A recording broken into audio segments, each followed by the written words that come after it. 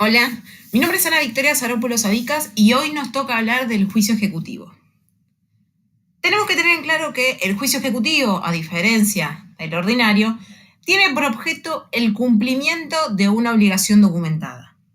Esta obligación tiene que salir de un título extrajudicial. Este título extrajudicial puede devenir ya sea de una convención o de diversos actos administrativos. Pero tenemos que tener en cuenta, y este es el kit de la cuestión, es que este título se encuentra legalmente dotado de fehaciencia o autenticidad. Cuando hablamos de estos títulos, que son de manera, como bien decíamos, estos títulos extrajudiciales que están legalmente dotados de autenticidad, a los efectos de nuestro juicio ejecutivo tenemos que entender que estos títulos van a tener que traer aparejada ejecución. Y este es uno de los requisitos que tiene nuestro artículo 520.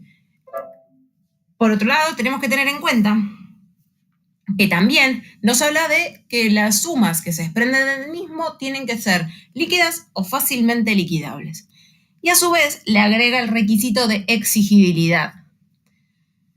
Tenemos que tener en claro que cuando hablamos de estos títulos, estamos haciendo referencia a obligaciones de dar suma de dinero. Las sumas que se desprendan de ese título tienen que ser líquidas o fácilmente liquidables. Cuando hablamos que la suma es líquida, quiere decir que en el mismo título se desprende la suma determinada que se debe ejecutar. Por ejemplo, en un cheque que ya tiene determinado el monto por el cual vale ese cheque. Cuando hablamos de sumas que son fácilmente liquidables, hace referencia de que si bien no tiene el monto determinado dentro del título, se podría lograr esa liquidez mediante una simple operación aritmética. Por otro lado, cuando hablamos de obligaciones exigibles, hace referencia que el plazo para cumplir con esa obligación se encuentra vencido.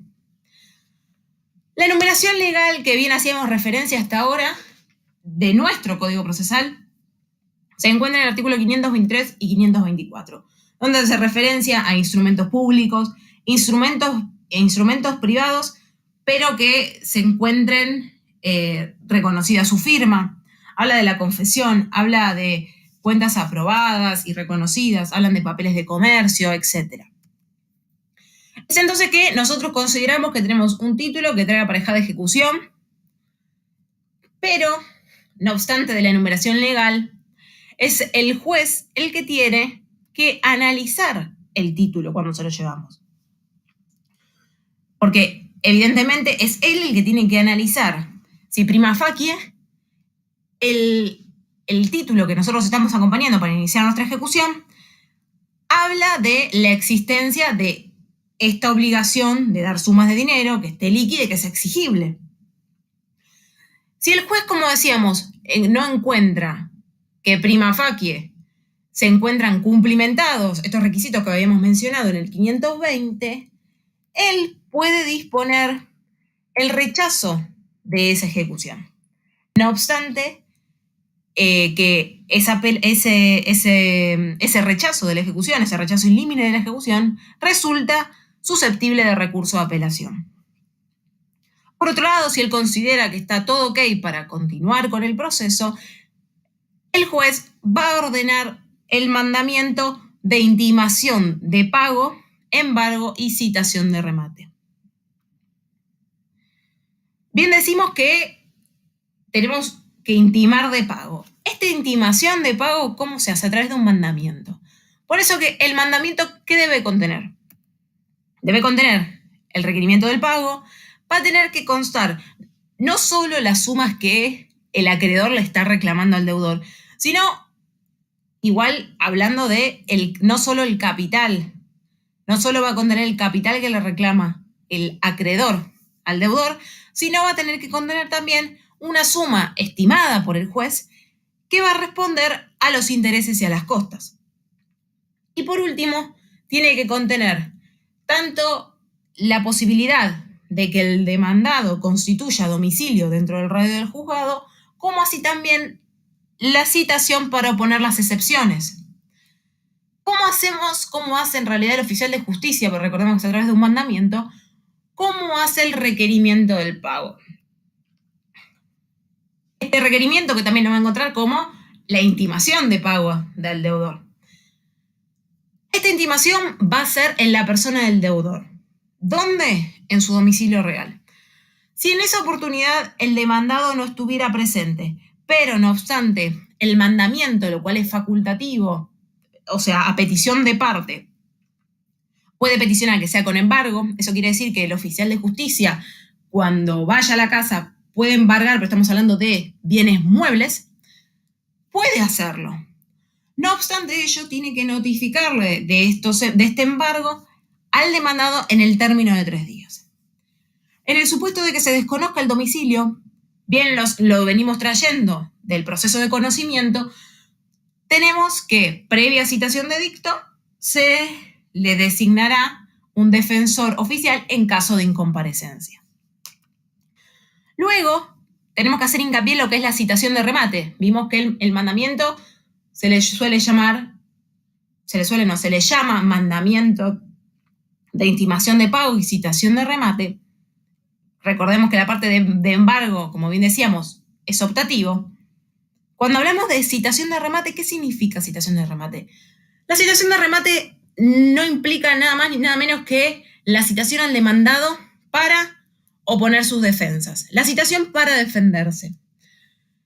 Es el artículo del Código Procesal, el 542, en que dice que la intimación de pago importa la citación para oponer excepciones del demandado.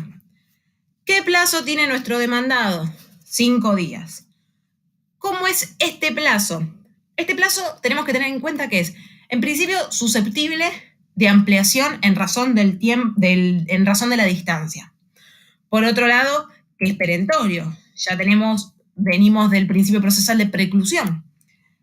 Y el mismo también es individual. O sea, por más de que tengamos distintos demandados, a cada uno le va a correr independientemente. Dicho esto, tenemos que resaltar que el trámite de intimación de pago y citación del demandado para oponer excepciones es un trámite esencial del proceso ejecutivo. Tan esencial que digámosle que es irrenunciable de conformidad al Código Procesal. Bien decimos que lo vamos a citar al demandado para oponer excepciones. Perfecto. ¿Qué excepciones puede plantear nuestro demandado? El 542 nos dice que el demandado puede plantear incompetencia, falta de personería, litispendencia, falsedad e inhabilidad de título, prescripción, pago. Quiero resaltar que el pago puede ser total o parcial, a diferencia del trámite de ejecución de sentencia que sí o sí tiene que ser excepción de pago completo. Compensación, quita, espera, remisión, novación, transacción y conciliación y cosa juzgada. Vamos a hacer hincapié en el que quizás nos llama más la atención, que es el de la falsedad e inhabilidad de título. ¿Qué quiere decir esto? Que es quizás como el nuevo. La realidad es que cuando hablamos de falsedad del título, estamos haciendo hincapié en la adulteración del documento, ya sea total o parcial. Tenemos que recordar que en los juicios ejecutivos no se discute la legitimidad de la causa, el porqué de ese título. Solo se analiza el título. Cuando hablamos de inhabilidad de título, estamos hablando de que la excepción se funda en la falta de formas extrínsecas del título. Por ejemplo, que el mismo no contiene cantidad líquida, que no resulta exigible, etc.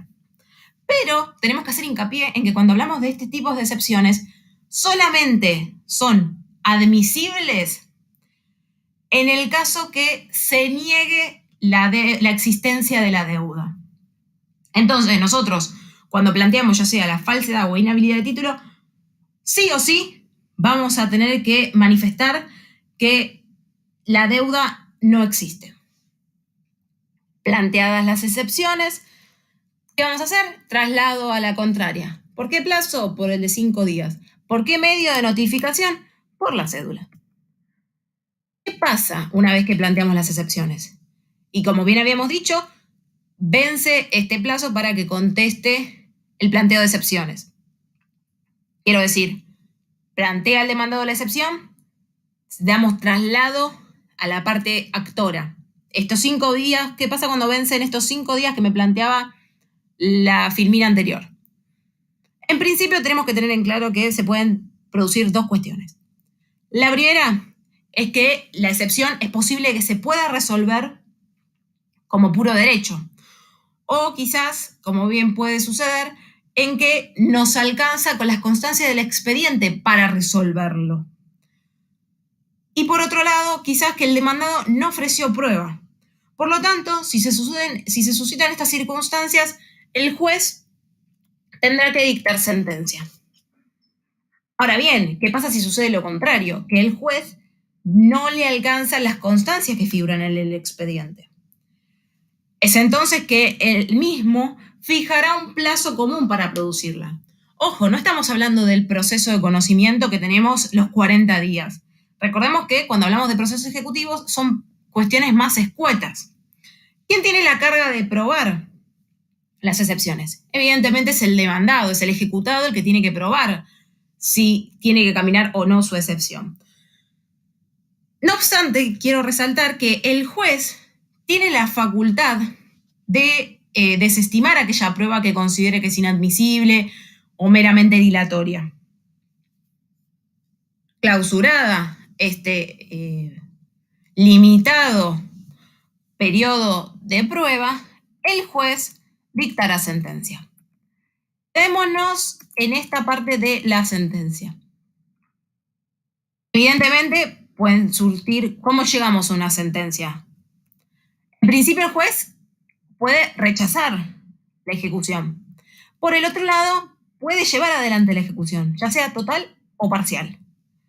Cuando rechaza la ejecución es que, evidentemente, el deudor opuso excepciones y estas son admitidas. O sea, el juez hizo lugar a las excepciones que planteó el demandado.